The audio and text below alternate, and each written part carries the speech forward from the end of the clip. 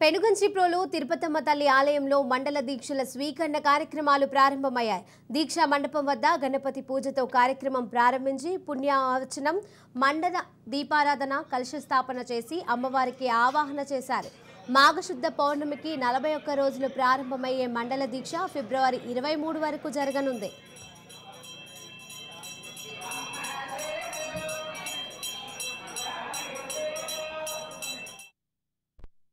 వేచేసి ఉన్న శ్రీ తిరుపతమ్మ అమ్మవారి దేవస్థానం నందు ఈ రోజు నుంచి అనగా 6 జనవరి 2024 నుండి 12 జనవరి 2024 వరకు మండల దీక్ష మాలాధారణ కార్యక్రమం ప్రారంభం చేయడం జరిగింది.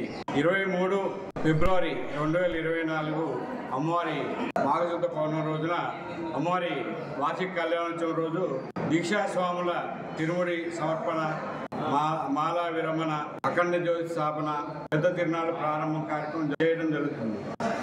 ఈ దీక్ష 1990 సంవత్సరం నుంచి ప్రారంభం చేయడం జరిగింది. శ్రీ లక్ష్మీ తిరుపతమ్మ తల్లికి నాకు 2 బాబులు. పెద్దబ్బాయి పేరు గోపి కుమార్, చిన్నబ్బాయి పేరు అజయ్ గోపి కుమార్.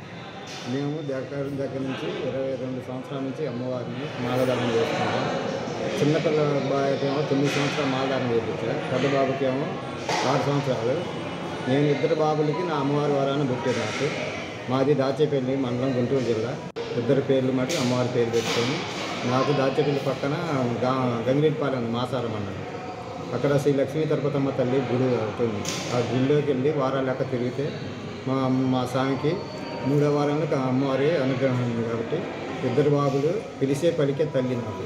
ఈ వారం నేను వర్క్ చేసుకుంటున్నా కానీ అమ్మ నాకు ఈ వర్క్ కావాలమ్మని తెల్లాజంకలు నైట్ ఫోన్ చేయడం భర్తీతో మాట్లాడుకొని చేస్తే తెల్లాజంకలు వర్క్ వస్తుంది, బిల్లులు వస్తుంది. నాకు ఎలాంటి అమ్మవారి వల్ల ఎలాంటి ఇబ్బంది ఏం లేదు. అమ్మవారికి అనుగ్రహం ఉంది కాబట్టి